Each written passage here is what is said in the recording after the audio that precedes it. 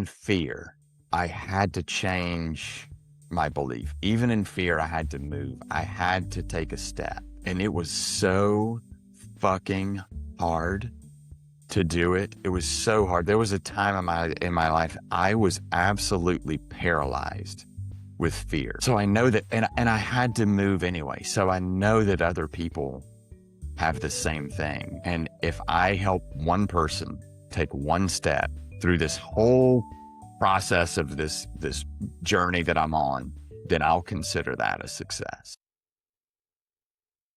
Hey, everybody. Welcome to another episode of the What If You Could podcast. And today, my amazing guest is Jeff Luther. Hello, Jeff Luther. How are you, Gary? Living the dream, brother. I am living the dream. Always am. Yeah.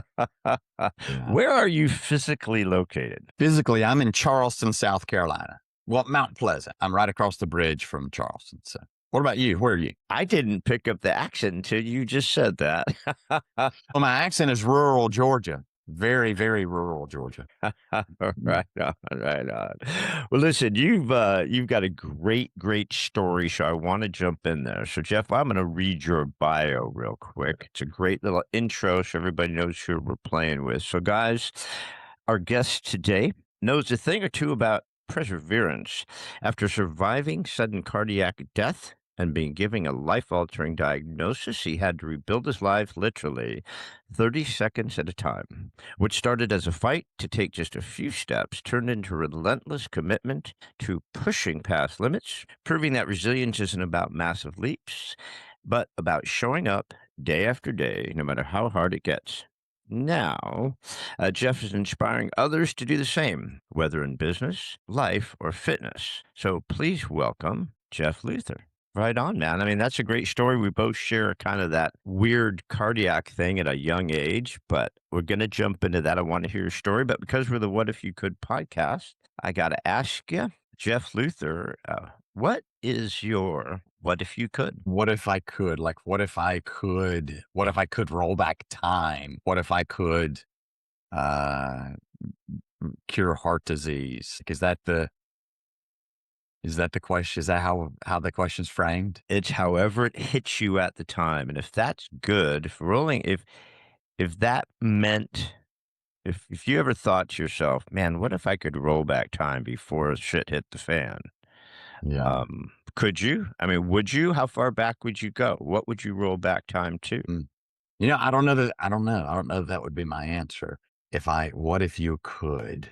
What if you could? I mean, what if you could fly? What if it's such an? The question is so open, so many possibilities. What if I could reach an audience of 50,000 people? What if I could do that? I would probably tell my story of sudden cardiac death. I would probably encourage folks to be more vigilant about their health. And I would insist that people consider that connection is the ultimate success, not the measurement or the measuring stick of money or fame or things that you have. I would probably say, what if I could reach an audience of 50,000, 5,000, 10,000, a million people? If I could reach a massive audience, what if I could reach a massive audience? I would tell them that connecting with people is really what it's all about. And it took dying for me to understand that. Don't you find that we are probably the most connected that we've ever been in the history of the world, yet we're the most alone and suffering from the most mental illness that we've probably ever suffered in the history of the world? Isn't that bizarre? Yeah.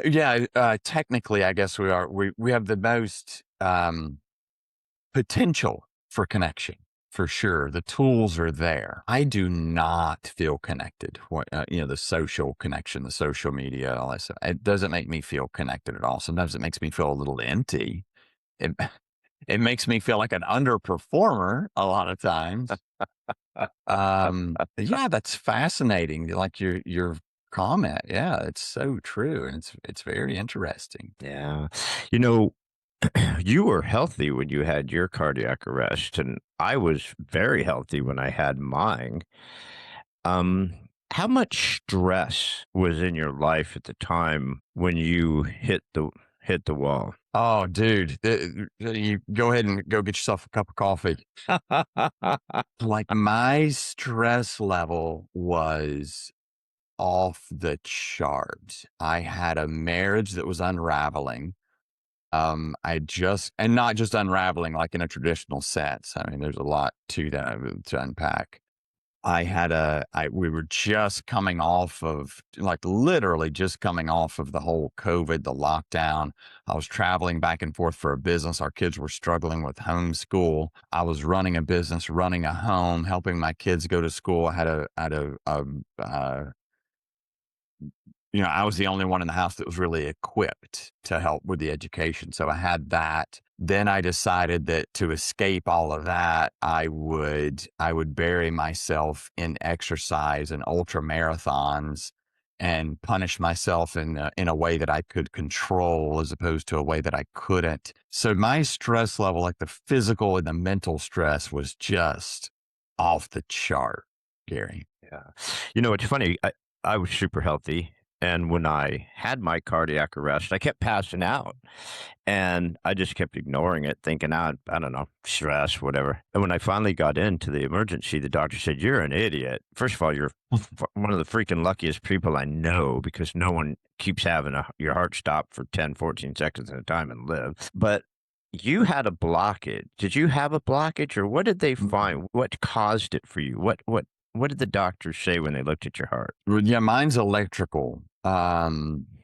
So I was diagnosed with ARVC, arrhythmogenic right ventricular cardiomyopathy. So the right ventricle dilates, gets bigger, and when I exercise, allegedly the muscle fiber, as it tears, it gets infiltrated with fat and scar tissue.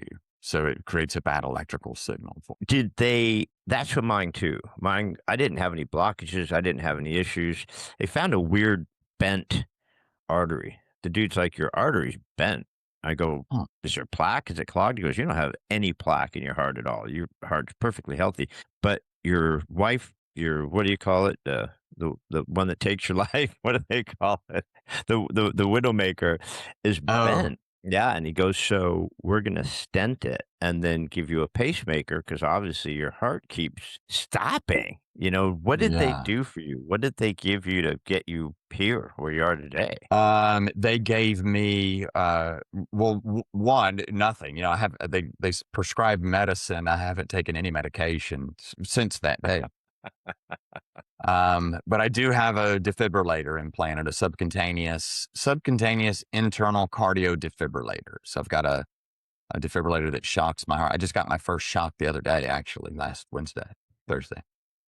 Yeah. Yeah. So I've got the defibrillator that when my heart goes into bad rhythm or gets out of line, it shocks it back to normal. It's crazy how we do that to ourselves, right? I mean, you work so hard to be healthy, obviously. If you could do all that training, you could do the CrossFit, you could do the ultra marathons, you could do all that stuff. You're obviously extremely healthy, right? And you're fit. Yeah. Yet we let our mind shut down what we've done, all the good work we've done, and then we go and let this thing take it all down, right? It's bizarre how we did that. Why did we do that? Why did we, with all the shit you were going through, obviously that this is crazy stress, right? And I was going through some very similar stuff. But why did we let it almost kill us? It's a great question, and I have a kind of a theory, not a theory, but I can tell you it's created a lot of empathy. I now have empathy around it. But I was angry for so long. Like I would look at my marriage, I was like, I did everything right in my marriage. I did what I was supposed to do. I produced an amazing income. I was an over the top father, good husband. I did what I was supposed to do, and it still fell apart. I did what I was supposed to do with my heart. Everything they tell you to do, I did it times 10. I took care of myself. I ate right. I don't indulge in the things that are unhealthy. And my heart still failed me. And with my diagnosis, I was told that not to exercise. Exercise induces my condition. Obviously, with the heart, when the fibers tear, it's infiltrated with fat and scar tissue, so it makes it worse. But I chose to continue exercising anyway. Uh, 2 years after my diagnosis, and then when it happened in front of my 16-year-old son. We were doing a partnered workout together. Um, and I was told I could never exercise. Well, I did a CrossFit competition with that same kid 2 years later.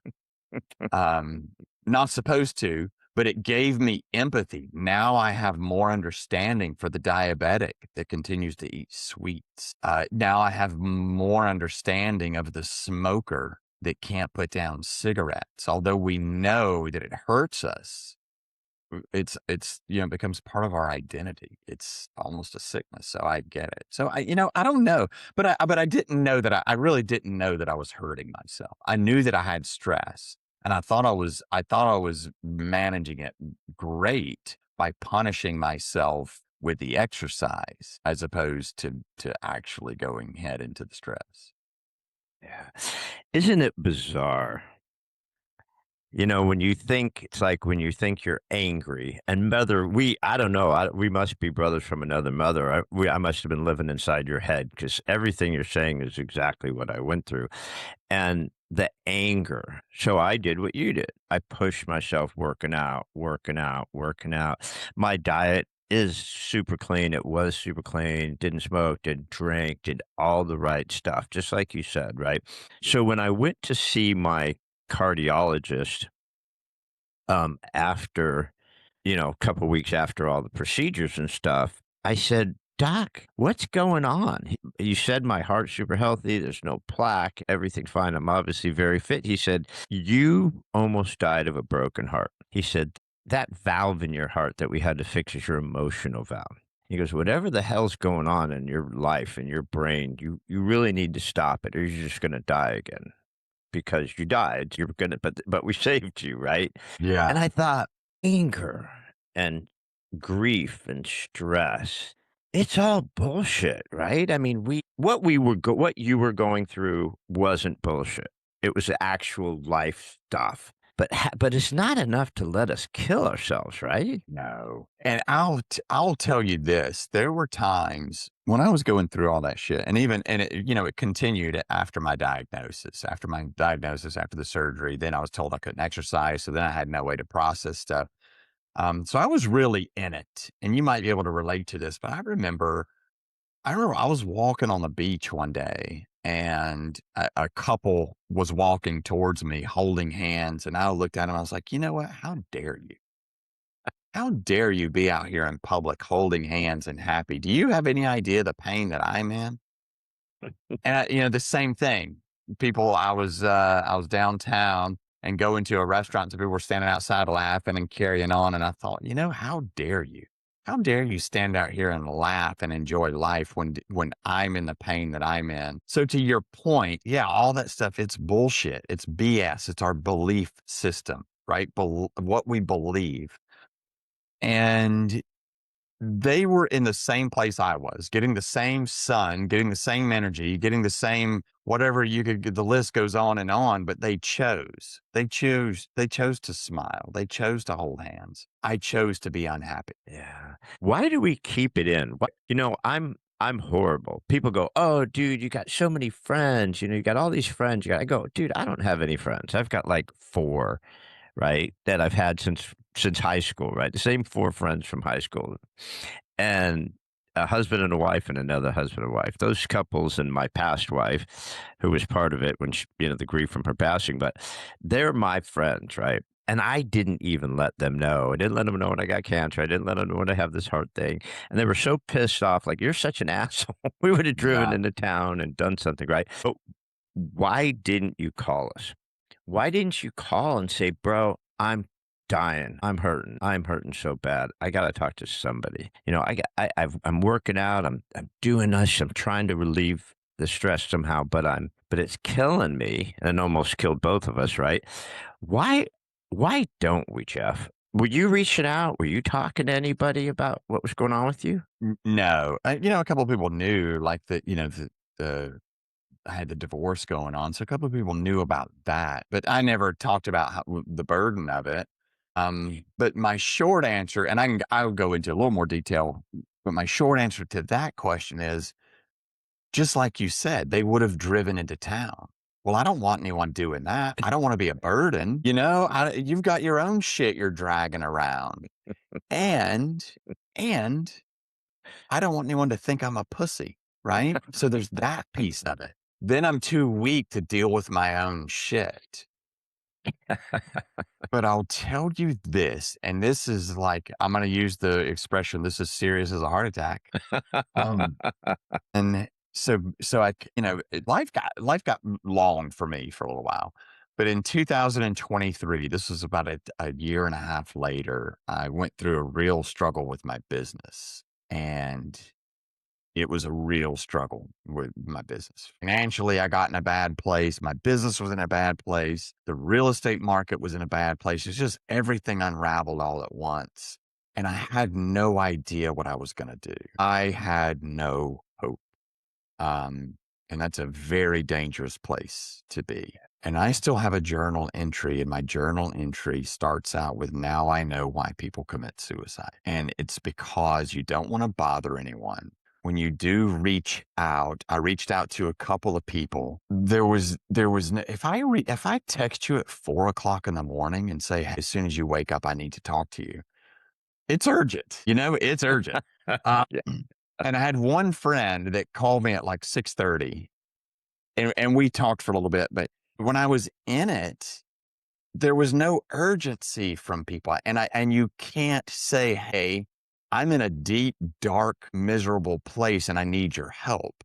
You just kind of reach out on the surface. So to say that you and I didn't reach out might not entirely be true. Maybe we did in our own way, and you leave it up to people to kind of help you navigate that path. I just talked in a big circle. I hope I answered your question. I'm not entirely sure that I did. There isn't an answer to that question Yeah. because it's a personal reflection. There's no answer to it. And anybody who's been down that rabbit hole of that darkness knows exactly what you're talking about. There's a place down in there. I don't know if that's what hell is. I don't really know where it is, but there's a place that's so dark that you actually have those thoughts. Like, it would just be easier if I wasn't frickin' here. This would just be so much better if I was just out of here. I'd be out of the pain. I wouldn't be a burden for anybody. I wouldn't have all these worries, right? I mean, that's a real place, isn't it? Yeah. Yeah, it really is. But also, I'll add to that. There's Will Storr, and I just look as the book is behind me. Will Storr, the book, The Science of Storytelling. In his book, he talks about that suicidal ideology, and it's more prominent in men. Humans by nature are problem solvers. So the brain wants to solve problems, and men more so than women. That's why that disconnect. But in that book, he says you get to a place where you don't have hope. And if you can't see the solution to the problem, then there's no hope. And then you become hopeless. And that's how you get to that deep, dark place, is that hopelessness. Yeah. And when you're fighting it on so many fronts, it's like the marriage, the business, the money, my kids, the world, um, everything's just going to shit at the same time, and you're Yeah. grasping. It's like, if I could just like fix one of these freaking things, maybe I could get a handle. And I used to tell people, it's like, I don't, I stopped drinking just for health reasons.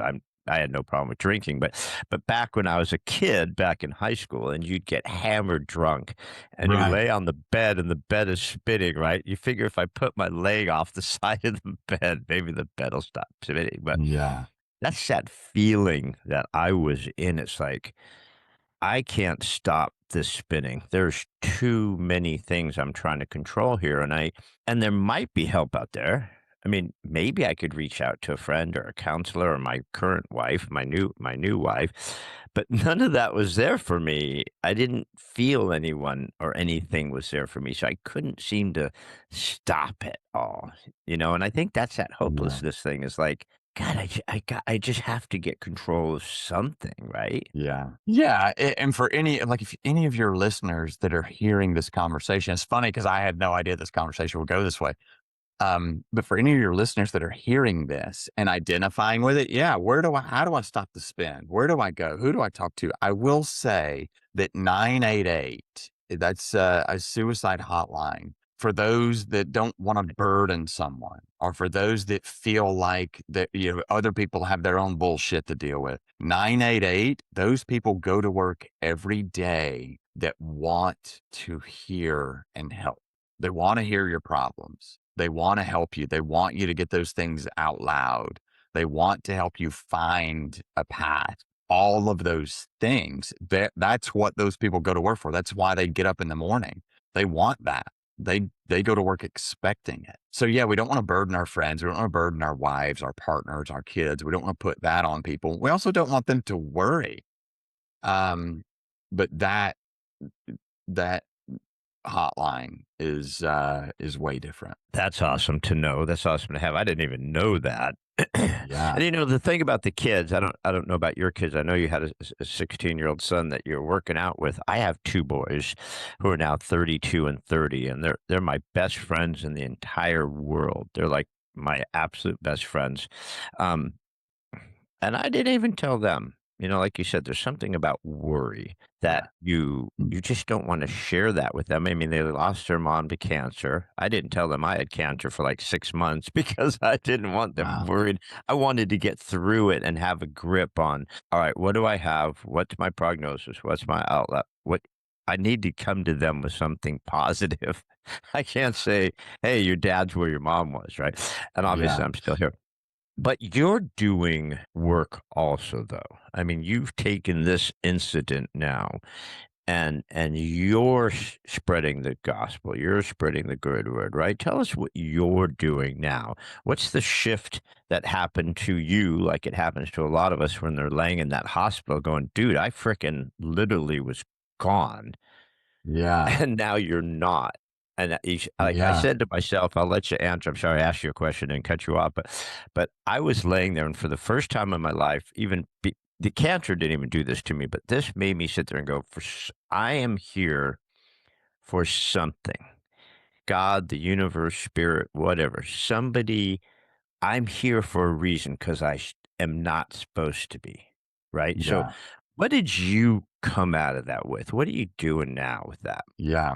Well, I'm going to take liberty with the question. First, I'm going to go back to your cancer diagnosis. When you were diagnosed, you said, I want something that I can take back to my kids before I tell them. So you waited 6 months. If anybody's listening to that, I'm going to give you the opposite side of that. So you get diagnosed with cancer, and then that good news or that prognosis or whatever that you can go back to them with doesn't show up, then it's different where they could be upset with you that no, we could have spent 6 more months with you. We could have done it different. I could have quit my job. I could have liquidated. I could have done whatever. So that 6 months might have been lost. Just a different play. And I only say that because I learned so much just like you have, obviously, in the, I don't know, the luck of dying. Um, but to answer your original question, for me, it was people people don't care what happens to you. And I don't mean that ugly. I don't mean like people don't care. But what do they say? Well, that Gary got cancer and he gave up. Well, that Gary got cancer and he worked through it. Well, that Gary, he had a heart attack and he now doesn't do anything. Well, that Gary had a heart attack, but it hasn't stopped him. There's always a follow of what I'm at because they don't care what happens to you. They can't get there emotionally. They can't find where you are, but they sure as hell know what you did after. And that's what I realized when I got my diagnosis. My kids were watching and they were 16, 14, and 12 at the time, three boys. they were watching and they wanted to know how I was going to respond. And that was my driver. And even in fear, I had to change my belief. Even in fear, I had to move. I had to take a step. Um, and it was so fucking hard to do it. It was so hard. There was a time in my life I was absolutely paralyzed with fear. So I know that, and I had to move anyway. So I know that other people have the same thing. And if I help one person take one step through this whole process of this journey that I'm on, then I'll consider that a success. So what are you doing with it? What did you take from this? What are you doing? Because you're in the real estate business as your profession? Yeah, home inspection. I own a home inspection company. Oh, we love you guys. Well, some of us love you guys. I'm a real Yeah, estate broker, 35 years. We have a property management company and with my son and a real estate. So I don't know why people get mad at inspectors when they find stuff and it blows the deal. It's like, dude, thank God he found it. What if your clients yeah, moved in and this whole thing went to shit? They'd be pissed at you, yeah. We get it. We get it on both sides, right? right? Um, so, I own a home inspection company, but I started this podcast as part of that, and then the more I talked about my personal stuff, it was like one day I talked about I had to lay people off, and I went into the personal experience and what it meant to me and what it did to me, and my downloads were like quadruple one day. And then the next time I had a girl that worked with us that got cancer. She was diagnosed stage 4. And as I started to get into personal stories, my people started messaging me and they started thanking me. And I talked about my heart issue and how I felt when I got back to working out, and people would send me questions, and it just kind of morphed on its own. It was not intentional. I want to go back to that fear for a little bit because there's a weird thing about the fear. It's like so much fear got us into this mess. And then, like with the cancer, I call it scanxiety. Every time you have to Yeah. go in for another scan for the first 5 years, every 6 months, you get a scan, right? And then the dude looks at it. The doctor looks at it. It's like, why do you have to wait a week to call me to tell me what happened Yeah. with the scan? You're there, right? Why don't you just freaking tell me right now? And the same thing, you probably go through it too. I know, go through it with my this pacemaker and stent and stuff. Like any little thing, I'm like I take my blood pressure like 8 times a day, and I'm like doing all this stuff. It's like that fear of, is it coming back? Will it happen again? What do I do to keep it away? Isn't that that living with that fear? Do you have that, or you somehow are able to overrun that? I have it, but a couple of things that I do. One, the heart's gonna do what the heart's gonna do. I know that. I know that to be true. So I look at the heart like its own eating, sleeping, breathing thing. The heart is going to do what it's going to do. We don't communicate. It's not gonna tell me. It is what it is.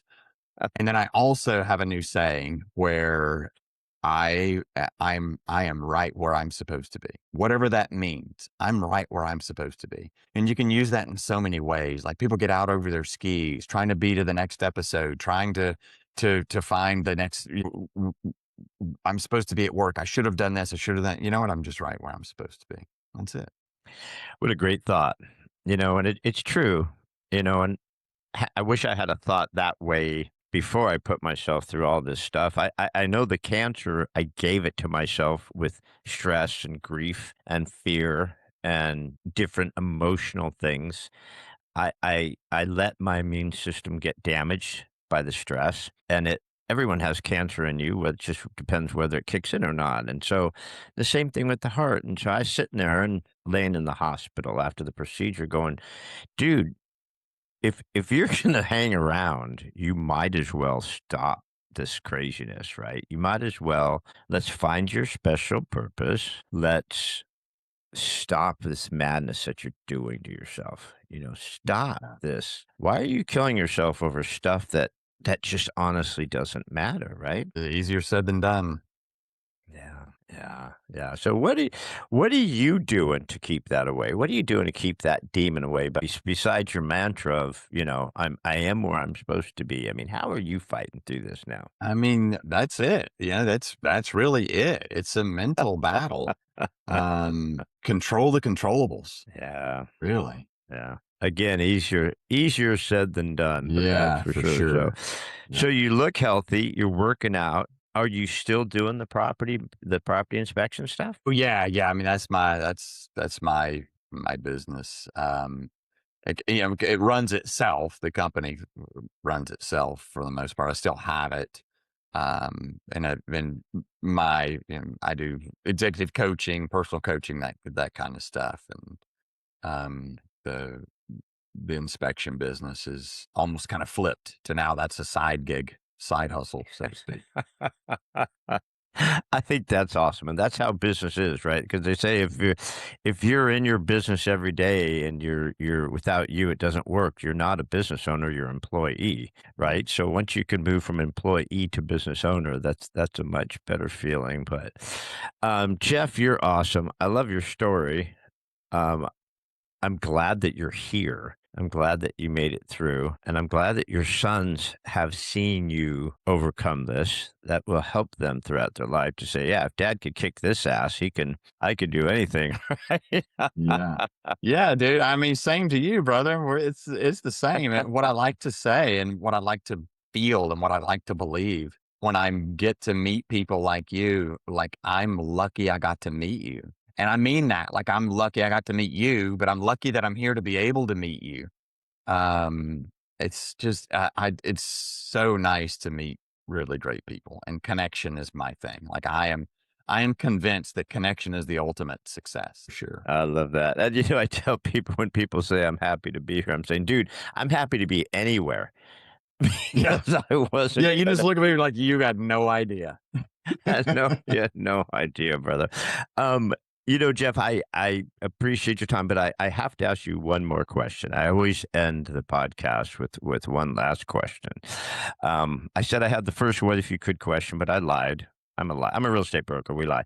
Um, I, I have two. My second question, my last question is, um, what's a thought that you would like to leave everybody with? I mean, something that means something to you, maybe that you've learned just over what you've gone through or just in life, whatever. What would be a last thought that you'd like to leave everybody with before we get out of here? So it's going to be two. It would be nothing happens. Nothing happens until you take action, right? Like you can dream it, Yeah. you can think about it. Nothing happens until you take action. So take action. And then the second thought that kind of parallels with that is take a step. Take a step. I promise you, the ground will find you. Now it might find you on your face, it might find you on your back, it might find that it's a smooth step, but take a step. The ground will find you. You are not going to fall forever. And you'll get up and you'll figure it out. Take a step. Nothing happens to you until you take action. So take a step. I love that. I love that. I don't remember who said it, but I've listened to so many Earl Nightingales and Napoleon Hills, and Yeah. just all the great ones, right? And someone said, don't be the guy sitting there saying to the fireplace, if you give me heat, I'll give you wood. Right. Yeah. Right? It just doesn't work that way. You have to take an action. And I think we both would agree we would never want anyone to go through what we went through, right? Yeah. Yeah.